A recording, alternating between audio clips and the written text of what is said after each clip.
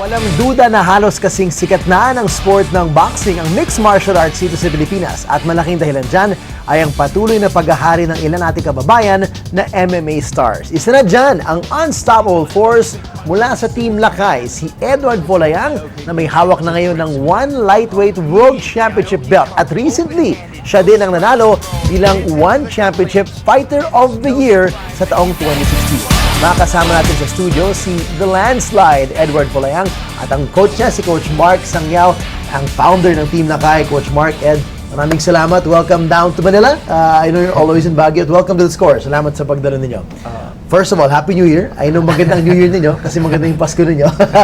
Ed, para sa'yo, nag-sync in na ba lahat?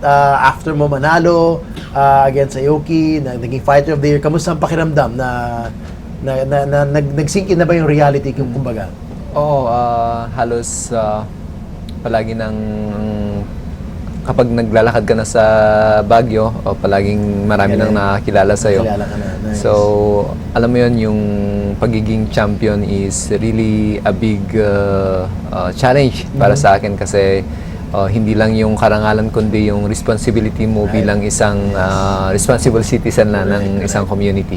And I remember, Coach Mark, nung binisita ko kayo a couple of years ago, nakita kung gaano kasipag talaga yung buong Team Lakay and how you've raised this whole team from the ground up.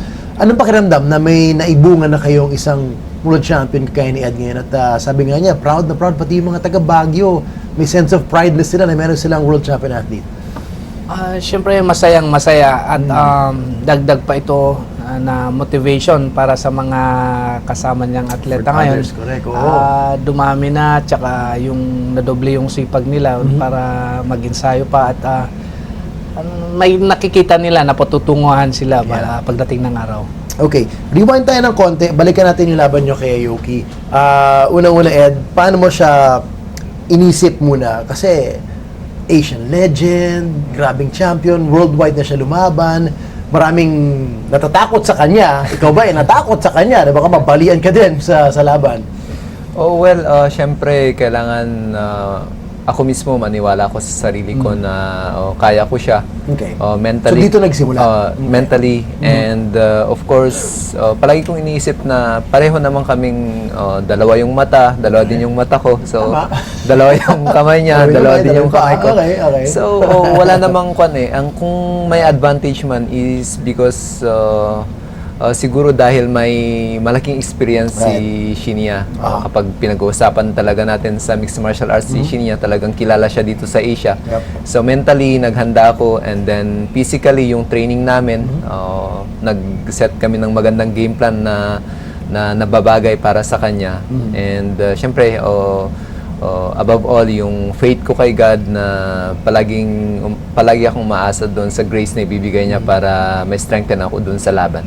Coach Mark, para sa'yo bilang coach, bilang mentor, paano mo in-approach itong, siguro, masasabi na natin, para kay Ed, biggest fight of his career, no? Yung hamon sa kanya na maaari maging champion against this Asian legend na si Aoki. Lalo na't, alam natin na magaling siya sa ground game at dati naman, alam natin na talagang wushu ang number one weapon ng Team Lakay. Pero balita namin talagang pinagagaling nyo pa ang ground game ngayon ng inyong mga Team Lakay fighters. So with that in mind, paano nyo pinaganda si Ed para sa laban na yun? Nakita namin yung strength ni Shinya. So, kailangan din niyang mag-work doon sa ground, yung defense niya. Tapos, sabi nga ni Edward, yung gumawa kami ng game plan, which naging effective naman yung knee niya, yung pag-knee sa kanya nung mag-takedown, nung napagod na siya. Ginawa din namin yun, halos isang buwan. Yun yung naging cooldown ni Edward. Okay. And that was one of the things that pinactice nyo bilang kumbaga counter sa ground game. Exactly. Yeah, ang galing. Okay, Ed, rewind tayo ng konti dun sa laban mo. So, round 1, lamang siya. Siyempre, pag gano'n, minsan, yung mga challenger na intimidate na kasi first round, hindi ka makalamang. Anong pakiramdam mo after the break ng round 1? Anong pakiramdam mo at anong pinag-usapan nyo sa corner nyo? Nung round 1, talagang nakita ko talaga na gusto niya na akong tapusin. Okay. So, nag-exert siya ng napakadaming effort. Marami siyang energy na talagang inilabas. So, nung tinitignan ko na siya nung second round, nakikita ko na na kailangan maging patient pa ako o kailangan antayin ko yung tamang opportunity para ma-execute yung flying knee dun sa kanya. So yun, naging patience lang ako, naging kailangan kong talagang maging strong din doon kasi alam ko na pipilitin niya akong ipupunta sa baba. So kung paano ko i-avoid yun yung palagi kong itinatatak sa isipan ko that It's not time. an easy move. It's easier said than done na yung counter mo na didepensahan mo na hindi ka ma-takedown tapos may attack ka kagad with the knee. No? Gano'ng kahirap i-timing yun na matsyempohan mo, eto na siya, magla-launch na siya to grab me and then yung ka-counter mo ng tuhod. Kailangan talaga ng repetition. On the training itself, yun nga, gaya ng sabi ni Coach Mark, yun yung palagi namin ginagawa, cool down ko before matapos yung training. So, kailangan mong i-anticipate yung perfect moment kung paano mo i-execute siya. So, nung second round, tinry kong ibigay pero lumusot. Hindi siya pumasok. So, naantay ko na nung third round na alam kong this is the perfect moment para i-execute ko yung technique. Coach, kita naman natin yung gano'n ka siya kasipag, naghanda, really worked hard. But going into the match, what was his mindset, yung kumbaga yung mental readiness niya? Ano nakita mo kay Ed? Kasi alam natin ang pagiging champion in any sport, may edge yan mentally eh. Sabi nga ni Ed, pantay-pantay, may dalawang kamay, dalawang paa, dalawang binti. Pero yung mga nagiging kampiyon, merong something na kalamangan niya. Nakita mo ba sa kanya yun? Since nung una pa, nung nagte-training siya, nakita ko ano kasi pag si Edward. Okay.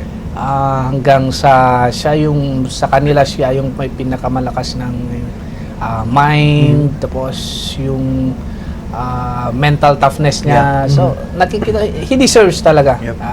Nung nakuha niya yung belt, hanggang noon, naging champion siya sa mga iba't ibang promotions, naging roller coaster yung career niya sa MMA. Pero, nung nakuha niya ngayon, he deserves. Nakikita ko na andyan na he deserves talaga yung maging world champion. Kumbaga, hinog na hinog. It's the right time. Ngayon, nabuenas ka pa ng Fighter of the Year. Nagulat ka ba?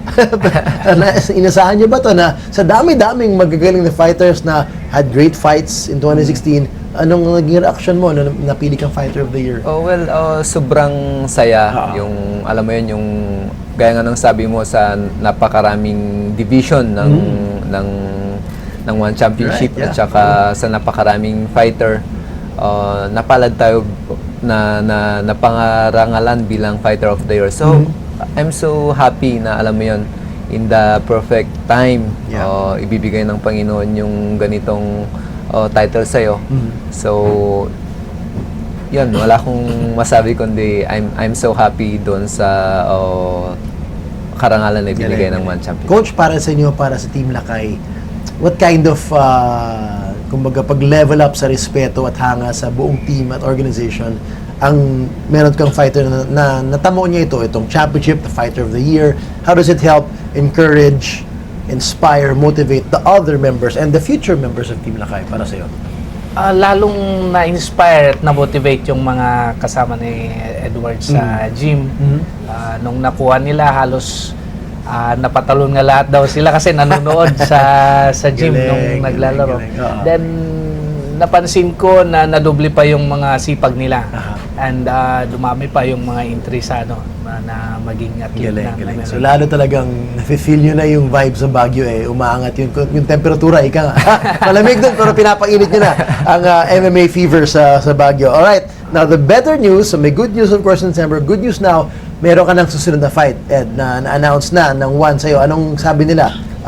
And where will this title defense be? Magkakaroon ako ng title defense dito sa Manila. Alright, dito na. Great. Yung date ay April 21. Okay.